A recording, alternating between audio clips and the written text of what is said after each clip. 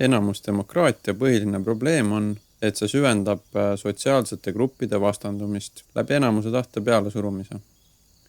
Kas demokraatiale on olemas parem alternatiiv? Tänapäeval on kasutusel otsustamismeetod, mis kannab nime sotsiokraatia. See pärineb Hollandist. Meetodi 3 põhiväärtust on võrdväärsus, läbipaistvus ja efektiivsus. Sotsiokraatia on levinud Euroopast üle kogu maailma ja on aastakümneid olnud kasutusel paljudes ettevõtetes ja organisatsioonides. Võimustruktuur ja selle areng.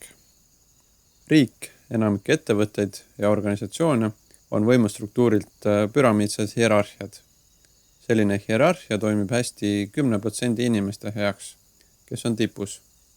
Neil on rohkelt raha, võimu ja võimalusi. Võimupüramiid tekitab enamikule inimestest tunde, et nad on mitteolulised alluvad.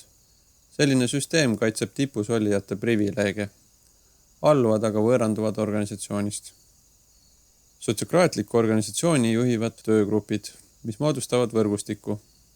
Puudub püramiidne hierarhia. Sotsiokraatias kutsutakse töögruppe ka ringideks. Ring haldab kindlat vastutusala laiema organisatsiooni sees, mille raames saavad töötajad ise otsuseid vastu võtta. Inimesed, kes töötavad koos, teavad kõige paremini, mis toimib ja mis mitte. Ringi liikmed on huvitatud grupi eesmärkide elluviimisest. Järgnevalt vaatame, kuidas toimub sotsiokraatlik otsustamine. Töögrupil on mingi probleem. See räägitakse lahti nii, et grupi liikmed saavad sellest hea ülevaate. Ringis antakse kõigile korda mööda sõna, et kõik liikmed ära kuulata. Kavandatav otsus peaks iga liikme jaoks olema piisavalt hea, et sellega edasi minna ning piisavalt turvaline, et seda proovida.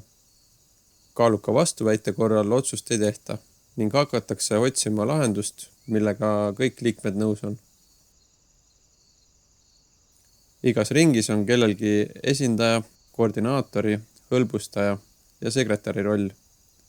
Ring valib esindaja rolli inimese, kelle ülesandeks on esindada töögrupi huvisid üldringis. Koordinaatori ülesandeks on koordineerida suurema tegevusplaani elluviimist ja tutvustada töögrupis üldringi otsuseid. Hõlbustaja rolliks on ringi otsuste langetamise protsessile kaasaaitamine. Ta esitab päevakorra ja ettepanekud ning hoolitseb, et ring toimiks vastavalt sotsiokraatia põhiväärtustele. Sekretäri ülesandeks on märkida üles otsused ning abistada vajadusel hõlbustajat. Inimesed nendesse rollidesse valitakse läbi nõusoleku. Kuidas moodustub erinevatest töögruppidest terviklik organisatsioon? Sotsiokraatias tähendab kõrgem tase üldisemat ja madalam tase spetsiifilisemat valdkonda. Esindaja räägib üldringis töögrupi muredest ja vaatab, et üldring arvestaks tema töögrupi vajadustega. Koordinaatori ülesandeks on vaadata, et töögrupi liikmed vastutaksid oma ülesannete eest. Ta aitab ringi tööd planeerida. Iga ring saadab oma esindaja ja koordinaatori ka kesksesse strateegiliste otsuste ringi. Esindaja on info edastajaks ja koordinaator info tagasitoojaks. Seda tagasiside süsteemi nimetatakse topeltühendamiseks. Sotsiokraatia kasutamiseks ei pea seda aastaid õppima, sest palju olulisem on julge pealehakkamine. Püsime ühistarkuses.